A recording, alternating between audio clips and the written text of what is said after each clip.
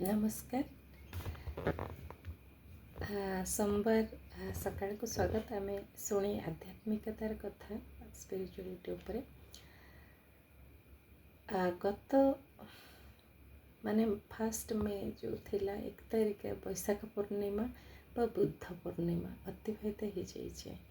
भगवान बुद्ध जीवन और शिक्षा विश्वर लक्ष लक्ष लोकों जीवन को आलोकित कर।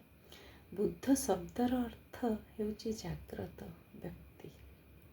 यह अति गुरुत्वपूर्ण जे मानव जाति को आत्मज्ञान पथ प्रदर्शन करने प्रयास करथिबा एक महान आत्मा जन्म और ज्ञान प्राप्ति से गोटे दिन होता। 6 वर्ष धरी तीव्र अन्वेषण पर से बुद्धगयार बुद्धि वृक्ष तले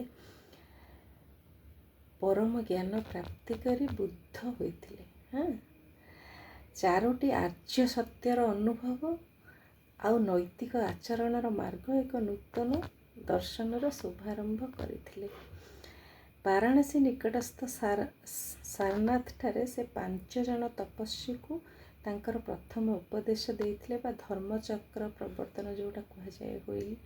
हाँ, नाम से बौद्ध धर्मर मूलदुआ पकईथिले।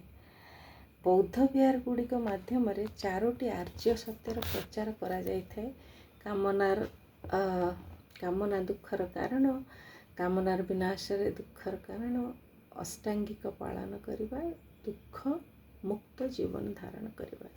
बुद्धंकर उपदेश हैला अतीत को नहीं चिंता करिबा उचित नुहे, वर्तमान को नहीं बंचिबा उचित।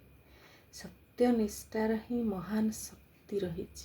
सत्यनिष्ठारे तो मन सबु कर्मर मूल। आम मन होची सबु कर्मर मूल। से सकारात्मक चिंताधारा विकसित करने सब पॉजिटिव माइंड बा एटीट्यूड रखा उचित।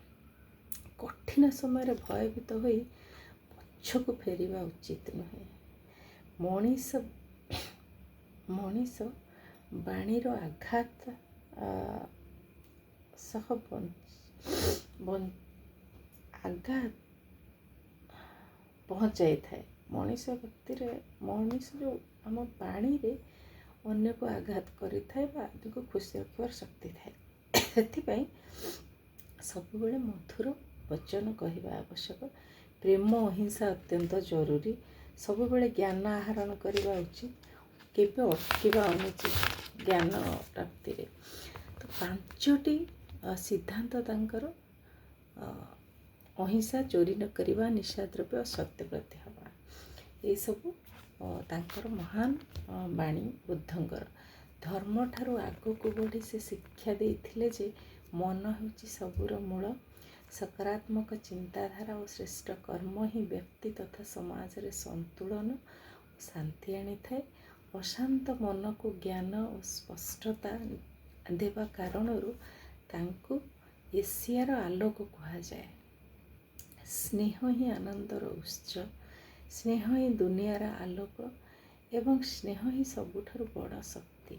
भगवान बुद्धंकर यही सब उपादेय कथा आम अनुकरण करने उचित और बुद्ध पूर्णिमा अवसर में यही सब जिनस को आचरण करी आम जीवन को आगे नेबा उचित एवं आम बुद्धंक ठारू यही सब शिक्षा प्राप्त करवा निहाती आवश्यक।